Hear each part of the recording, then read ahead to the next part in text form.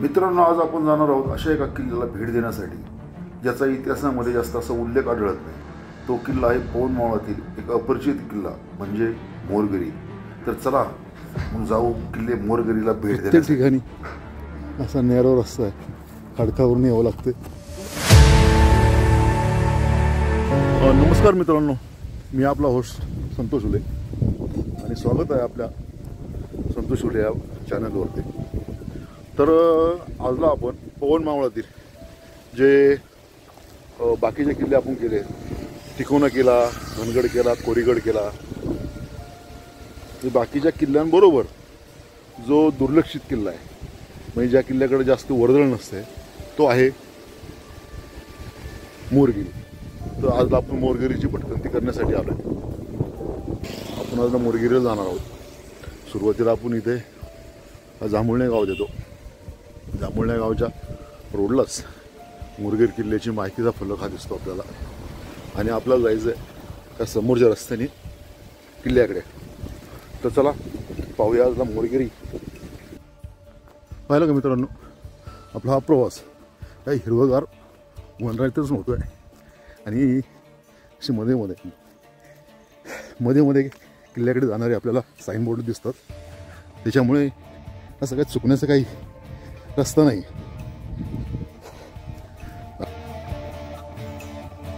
आहे की नाही, घनदाटवर आहे वनराई।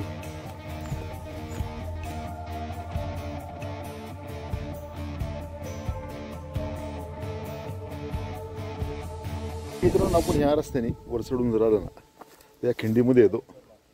त्या समोरचा रस्ता होतो किल्ल्याकडे आणि पलीकडे जे मोरगिरी गाव आहे ना त्या साईडला जातो पलीकडला रोड।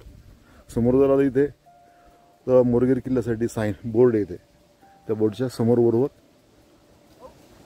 समोरच्या रस्त्याने वर जायचं किल्ल्यावरती आपल्याला। तर मित्रांनो, समोर दिसते त्या खिंडीमधून आपण ह्या रोडने आपण इथपर्यंत आलो आणि आता वर जायला थोडंच राहिले की आपण समोरचे पठार आहे त्या पठारावरती पोहोचू। त्याच्या आधी त्या समोर दिसतंय गाव, त्या गावामध्ये गाडी पार्क केली ती पण दिसते। त्या समोरच्या रस्त्याने आपण इथपर्यंत येऊन पोहोचतोय। इथपर्यंत यायला आपल्याला साधारणतः पाऊण तास लागतो। रमत गमत जरी यायचं बोललं तरी। समोरचं टोक दिसतंय, खिंडीतनं वरती यायला तिथे येतो आपण। तिथनं जर समोर जर आलं चालत तर या पठारावरूनच समोर हा दिसतो किल्ला। त्या किल्ल्याच्या पलीकडे वर जायला वाटतं रस्ता आहे, तिथपर्यंत जायचं आहे आपल्याला। चला वरती आल्यावर सफाटीच आहे, दमण्यासारखं असं काही नाही आहे, मात्र चालावं तर लागतंच आहे। हवा मात्र भरपूर आहे, त्याच्यामुळे आवाज व्यवस्थित येत असेल नसेल कल्पना नाही आहे, समजून घ्या। चला इथपर्यंत आल्यावरती पहिल्यांदा आपल्याला इथं पाण्याचा स्रोत भेटला की इथे वाहतं पाणी आहे। मला वाटतं थोडंसं वरती जर गेलं तर पाणी पिण्यासाठी इथे भेटू शकतं। चला पाणी तर आपण आलो घेऊन, त्याच्यामुळे पाणी काय आपल्याला रिफिल करायची गरज नाही आहे। त्याच्यामुळे चला पुढे पुढे पुढे।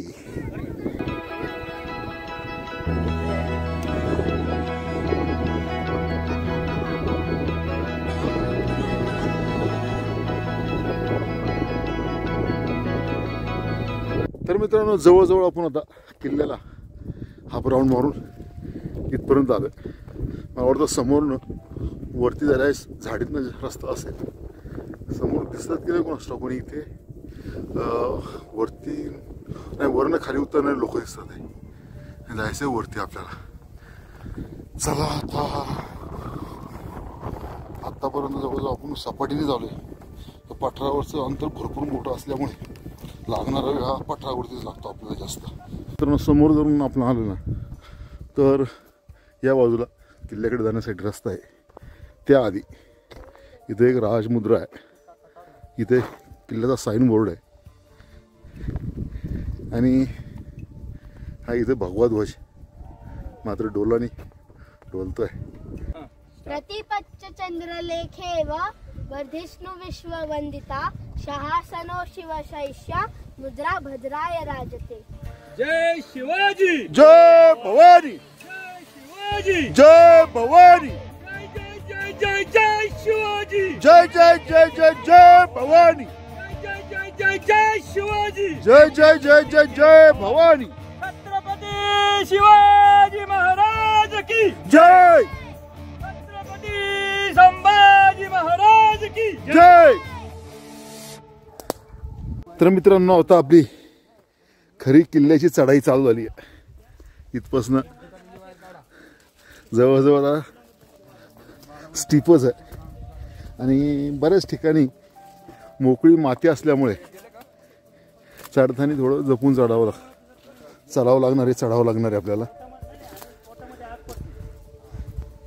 आपण त्या झेंड्यापासून जर वरती आलं, हाच चढ आहे म्हणा, पण ह्या झाडाच्या सावलीमध्ये प्रवास छान होतोय. चला, जवळजवळ आता झाडाचा पेच आपला संपलाय आणि इथून पुढचा प्रवास मात्र हा उन्हामध्येच आहे. पहिला टप्पा जर चढून वरती आलो ना, तिथं झाडाची सावली आहे, तिथं आपण थोडासा आराम करण्यासाठी थांबलो.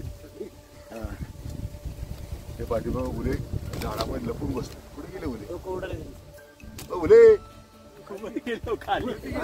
अरे हा, हे आले उले.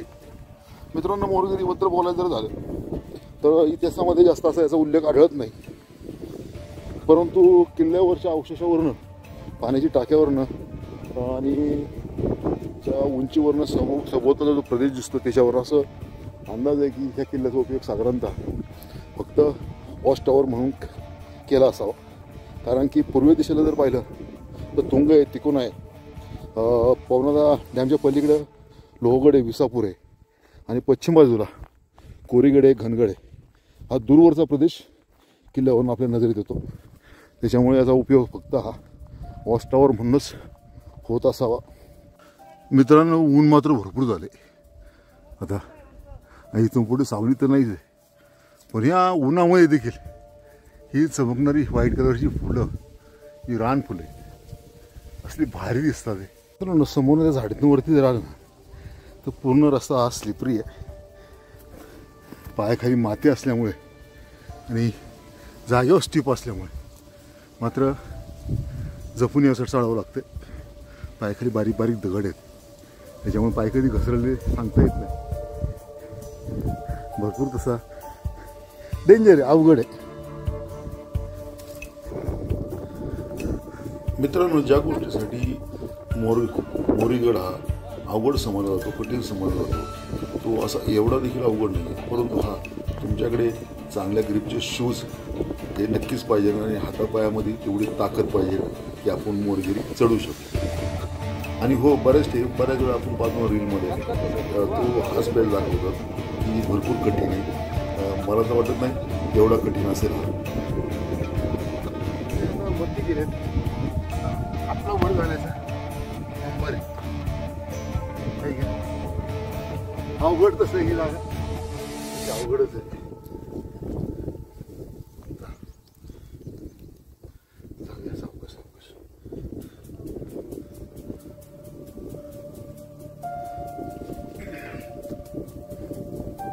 डेंजर आहे.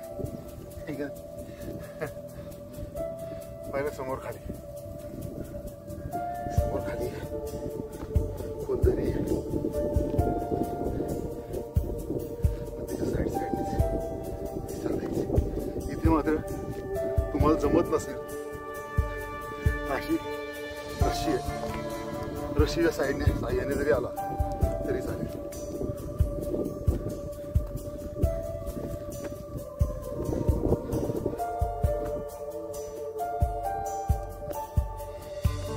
वरती तर समोरचा पॅच जर आपण सोडून वरती जर आलो ना तर समोर त्या ठिकाणी मंदिर आहे, देवीचं मंदिर आहे. तिथपर्यंत जायचं आहे आपल्याला. तिथे एक पाण्याचा टाका देखील आहे. ते बघूया आता अजून काय काय पाहायला भेटते तिथं. दम मात्र आता लागलाय चांगला. कधी येणार असाल तर जपून या, कारण पूर्ण ही वरती येणारी पायवाट आहे, स्लिपरी आहे.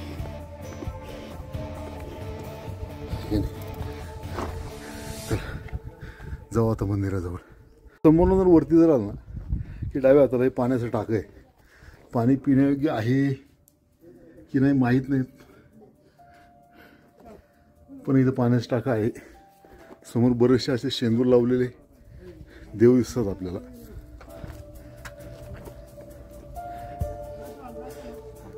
प्रत्येक ठिकाणी असा नॅरो रस्ता आहे, खडकावरून यावं लागतं.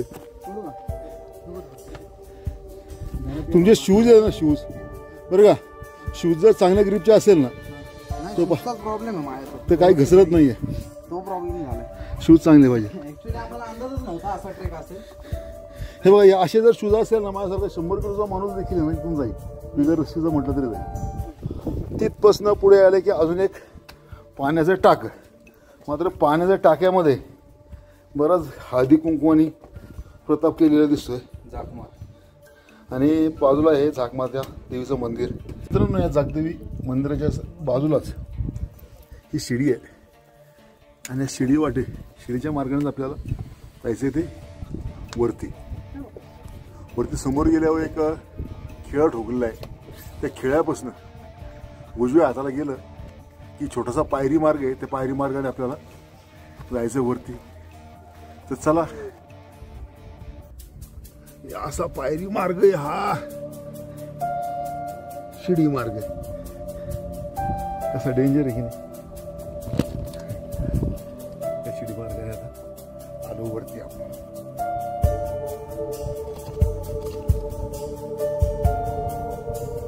कसं अवघड आहे की नाही.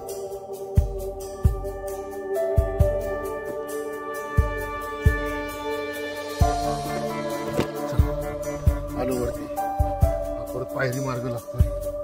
हा पायरी मार्ग देखील आलो चढून. समोरच्या पायरी मार्ग जर वरती आला तर गडमाथ्याला जायला हा पायरी मार्ग दिसतोय. या पायरी मार्गावरती गेलं तर आपण गडमाथ्याला जातो. त्याच्या आधी समोर जर पाहिलं तर तो त्यामध्ये दिसतोय तो तुंग किल्ला आहे. त्याच्या पलीकडे दिसत नसेल, अंदूक दिसतोय तो तिकोन आहे. आता इथनं वरती का पायरी मार्गाने चला जाऊया आता वरती.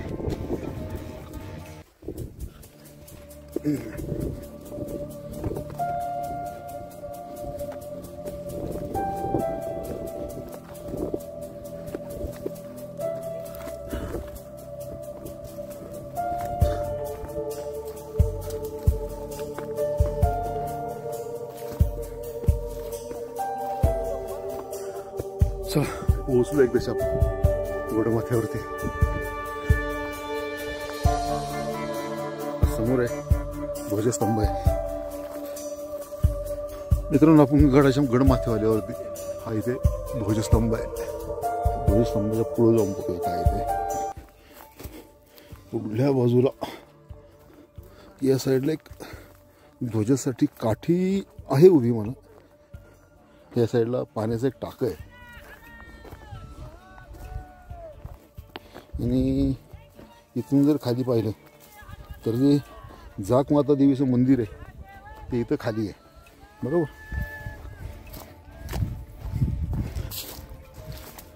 हे बघ, इथून जर पाहिलं ना समोर दिसतंय ते जाकमाता देवीचं मंदिर आहे. त्याच्या ह्या साईडला इथं पाण्याचं टाकं आहे. या साईडला एक पाण्याचं टाकं आहे, पण पाणी वाटतं पिण्यायोग्य नाही आहे. गडमाथा तसा छोटा आहे, कमी आहे. त्याच्यामुळं याचा उपयोग राहण्यासाठी न होता फक्त पवनमाळावरती लक्ष ठेवण्यासाठी केला जात असावा. पाहिलं समोर या इथं जर पाहिलं तर ते महाराजांची राजमुद्रा आहे, बरोबर. ती तिथे हा समोरच्या पाऊल वाटेने समोर दिसते का. एक मिनटं पलीकडे जाऊया आपण. बघा, पलीकडे जर आलं तर ज्या पठाराने आपण ही राजमुद्रा आहे तिथपर्यंत आलो. ते समोरचं पठार आहे. त्या पठाराने आपण इथपर्यंत आलो. सुंदर किल्ला आहे आणि याला अपरिचित का म्हणत असतील हे मात्र आता समजतंय. कारण वरती येणारी पाऊलवाट येण्या जाण्यासाठी अवघड असणारा किल्ला आणि याच्यावरनं दूरवरचा दिसणारा हा प्रदेश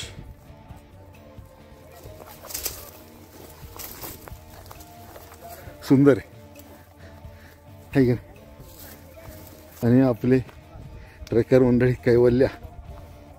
हाय कैवल्या.